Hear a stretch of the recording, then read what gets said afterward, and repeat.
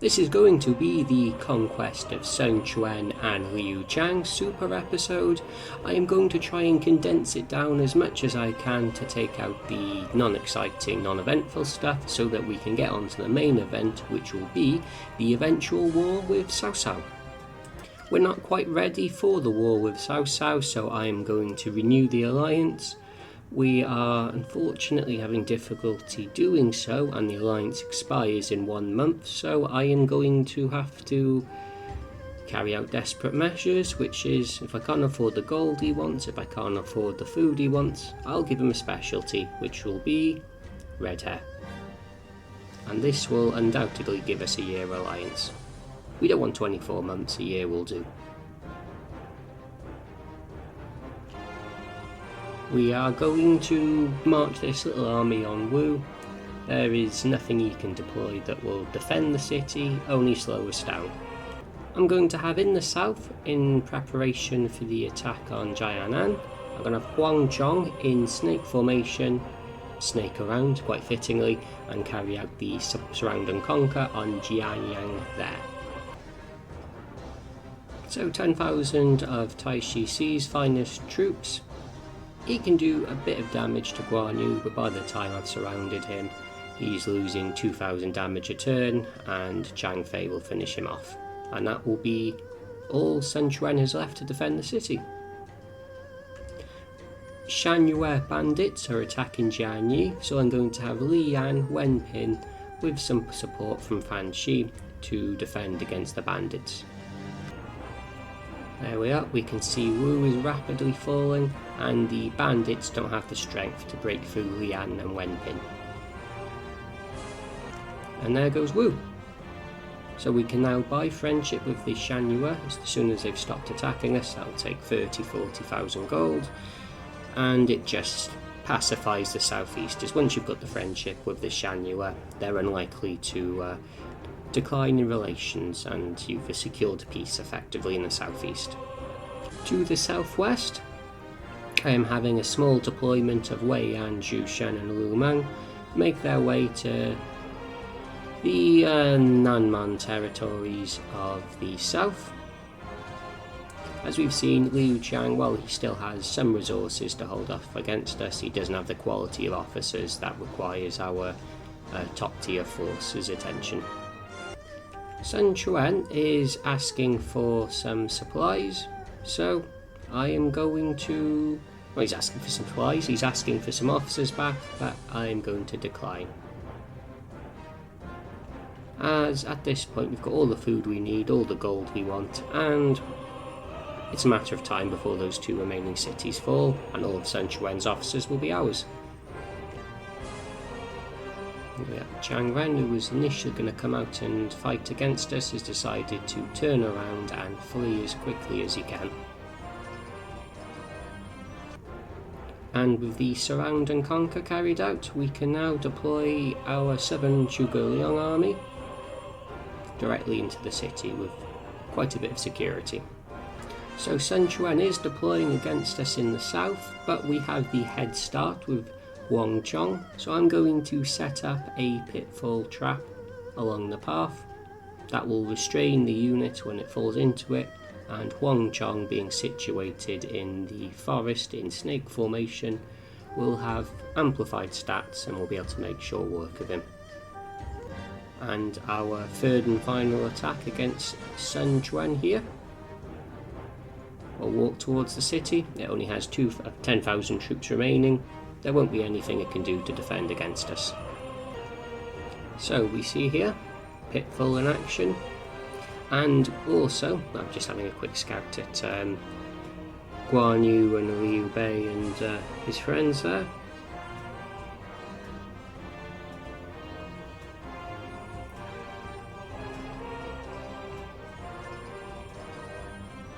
I think I'm just moving Liu Biao over into a city that has gold so that I can carry out diplomatic maneuvers. As I've mentioned in previous videos, for diplomacy you use the gold available to you only in the city that your ruler is based in. So you are Encourage to keep your ruler in a city that has plenty of gold, be it a backline city or via transporting gold continuously to your frontline cities.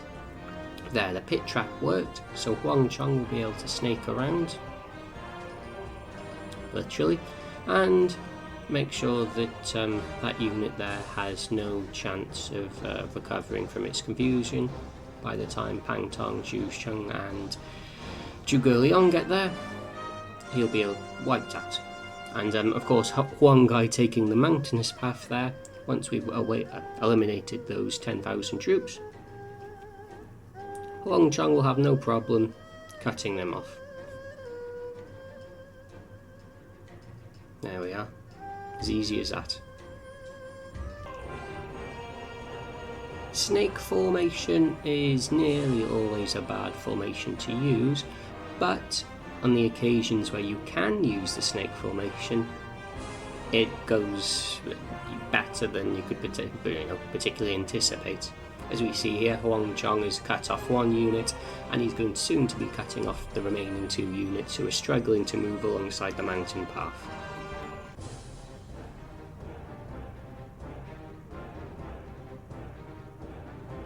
Xinyi, now the tiny frontier city against Cao Cao, has been developed to the extent it is now a large city. It is a destination to be for the citizens of Jing, and it's usually very hard to develop Xinyi in this scenario as it is under continuous attack, which decreases the development of the city. Marteng wants an alliance. I think I say yes to this for the food. I don't think there's long left for Marteng anyway. He's taking the full brunt of Cao Cao's aggression.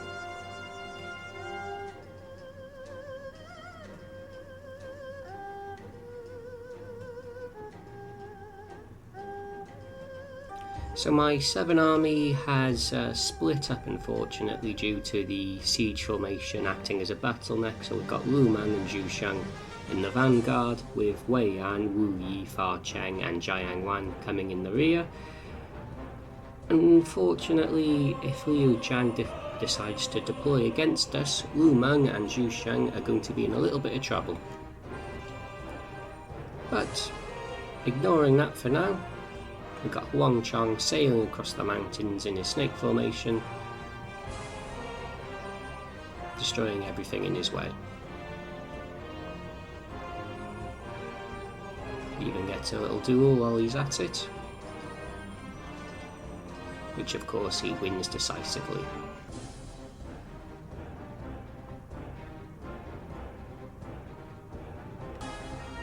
And this is just the cleanup. And it has happened. Zhang Ren is deployed against us with full force, and Wu Mang and Xu Sheng have to defend between the 2 of them in fairly unsupported territory. So Zhang Ren is going to be quite the scary force. But there is a duel, and as long as Lu Mang wins the duel, Zhang Ren will be easy to eliminate. However, Lu Mang does not win the duel, causing a bit of trouble.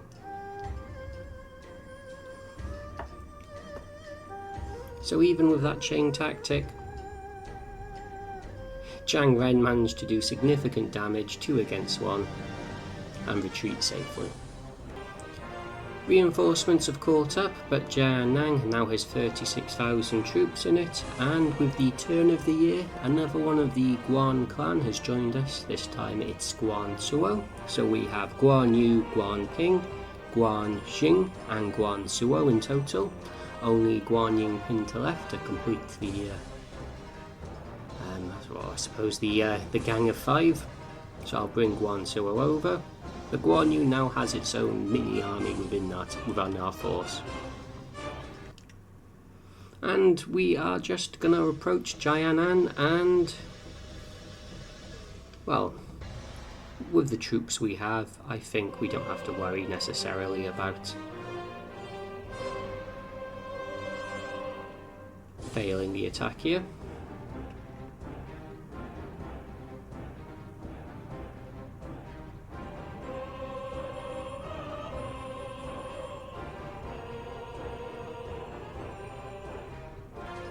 And Huji is going to fall much like Wu did. We may see a small deployment, but with this force there is absolutely nothing Sun Quan can do.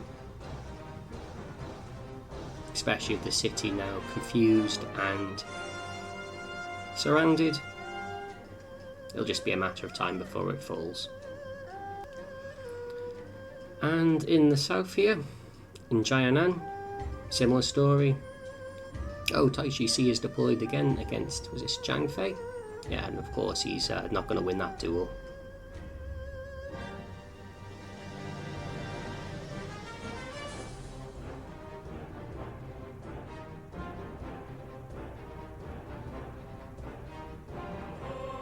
So both cities are going to fall quite rapidly, and that will be the end of Sun Quan.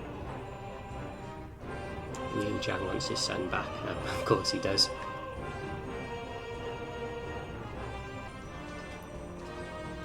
Huji is falling rapidly.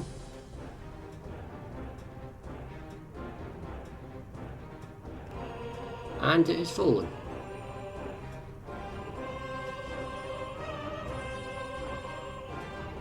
So we are moments away from the collapse of Sun Quan. Well, I say moments.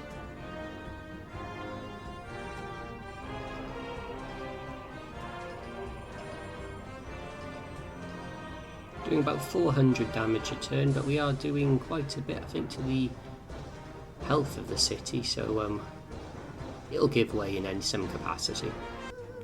And out comes Zhang Ren yet again, and of course I am naturally out of formation, but this time Fa Cheng is there. So we can confuse Zhang Ren, which gives us a little bit more time. And I think that's Jianan fallen. We demolished the city, we have wiped out Sun Quan, and following from this follows the Herculean task of recruiting all of his officers.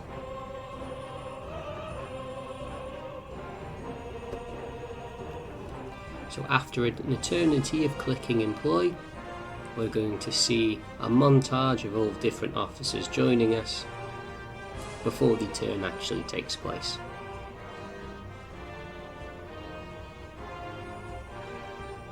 And I'm just going to skip through this to save us all some time. Still ongoing. Still ongoing.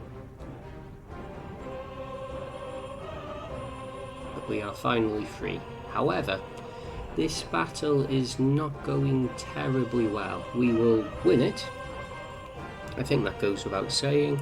But we're not going to have an excellent foundation to defend ourselves. Up north, only a little tiny surround and conquer, which is going to lead to a larger surround and conquer against Jianan. So this is more of a stalling endeavour to weaken the troops in the city. We're going to be able to surround it and then move in and capture it.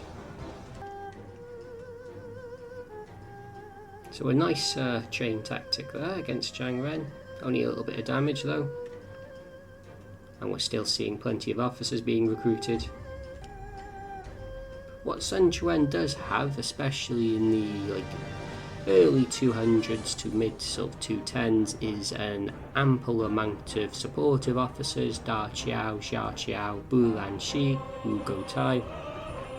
The Wu force has the best pool of female officers in the game. And in combination with Taishi Ci's Steel General trait, you can have a better force with Wu despite not having the tier of officers that you have available to you with Cao Cao and Liu Bei. With Liu Bei you have the best officers for doing huge chain tactic damage, arguably up there with Lu Bu I suppose, and with Cao Cao you have sheer quality of officers and stat stacking buffs, but with Wu you have family bonds and supportive officers. And this battle has been not a defeat, but not enough of a victory where we're going to be able to march onto the city. Particularly these numerous fire attacks that have taken place have just chipped away at us. We see Lu Meng about to die here, Wei Yan's still doing strong, Wu Yi's still doing strong, but they can't take a city between them. But the plan is, with Meng Huo, to snake around, capture these surrounding cores, and carry out a surround and conquer manoeuvre against the whole of Jianan. Having taken Wu though, one option that's available to us is appointing herself as Duke, which opens up one more adjudicant manual tactician slot. With the only promotion now standing, well, I think we have King available to us, but before that we have King and then Emperor, which is the goal of this series. So Zhang Ren's managed to take out Lu Meng on his way out. So we'll need to retreat and redeploy.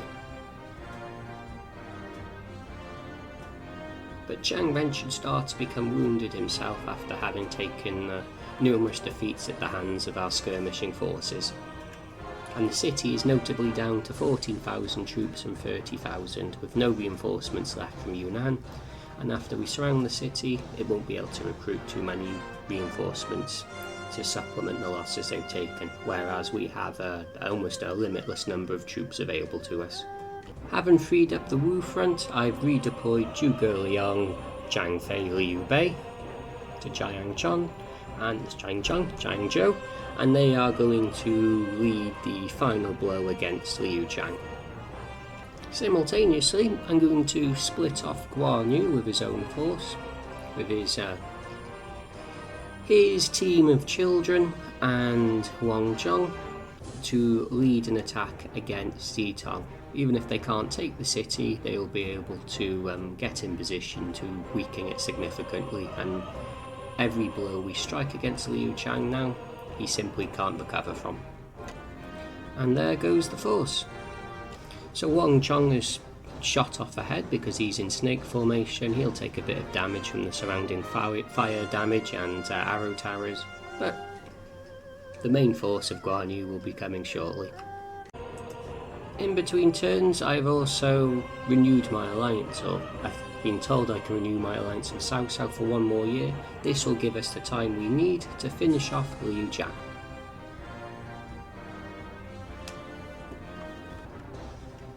We're walking through a choke point of arrow towers, so we are going to take a fair bit of damage, and I've also sent out Wei Yan and Lu Meng to reinforce in snake formation, as it's all mountainous terrain around here, and they'll be able to skirt between the different areas, capturing the surrounding cores, which will assist us in our attack. We've taken a little bit of damage from the swamps, poisonous swamps of the Non-Mon regions, but Meng Huo is making his way, and we very soon will have a surround and conquer available to us. Guan Suo's got himself caught, unfortunately, but this isn't a particularly scary force, and the Guan Yu siblings will be able to do a hefty 9,000 damage just through the power of chain tactics. And we are doing okay. Some attrition along the way, but nothing that can cause a significant delay. So you will get this event occasionally when you discover Guan Lu through searching, where an officer of yours who is nearing his natural death will have his lifespan expanded. It's complete RNG who the event targets as far as I can tell, but for us, Sai Mao has had his lifespan extended, which is quite nice as he's one of our foundational officers, even if we don't use him much anymore because we have far superior officers available to us. And poor Yan Yan, he is deploying against us by himself. He is confused, and he is soon to be completely eliminated. So nothing is left standing against Zitong. I think we're approaching the year 215.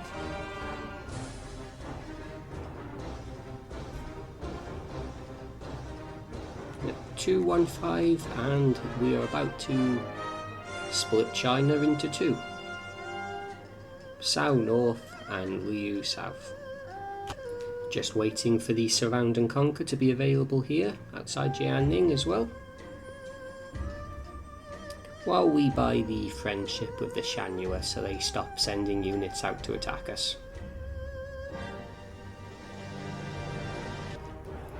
So Guan, one of the best siege weapons in the game. We can see how long it takes him to melt this city.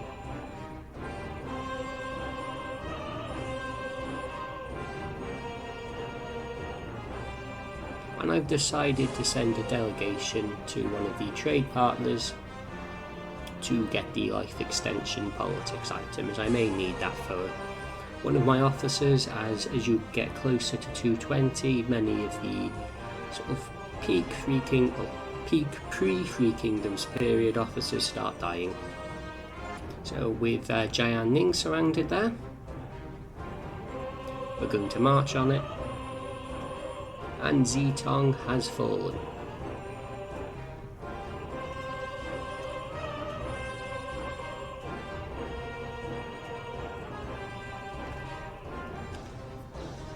And with Jianning down, or about to be down, Liu Zhang only has one more city left.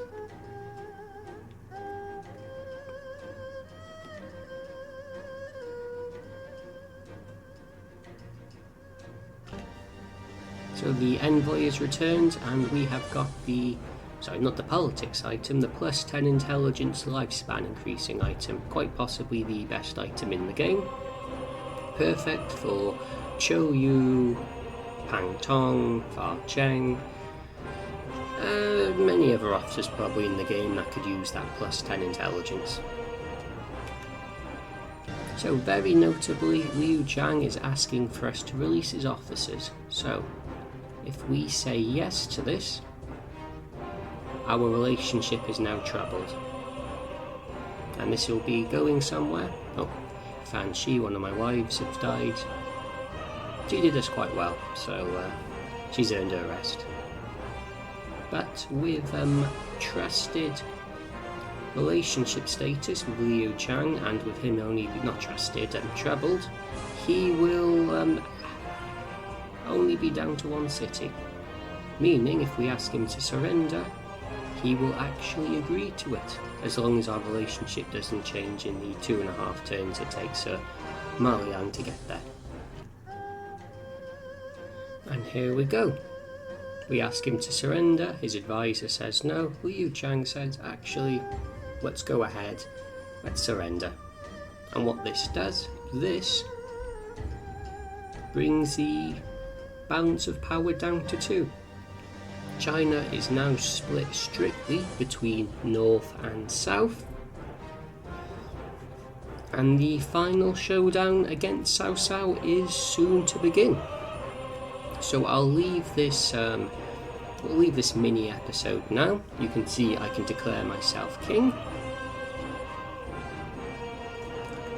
Some events where if you have Meng Huo and Zhuge Liang, you increase the morale of your soldiers in southern Nanman. It's just flavour for the Nanman campaign, which this isn't quite, but because we have Zhuge Liang we can trigger it.